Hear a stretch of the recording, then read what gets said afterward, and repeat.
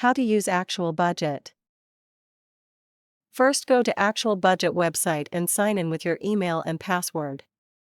This is the home page. So on the top left you will have a My Finances section. And you can go into settings and change your system defaults, including numbers, dates, and the first day of the week. You can set language preferences.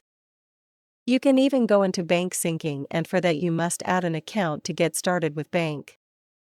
Use advanced settings include budget caches, resetting sync, and repairing transactions. You can input specific amounts for expenses and savings. Enable auto income and manually add transactions. The reporting section shows net worth, cash flows, and monthly spending. Add schedules for payments or income.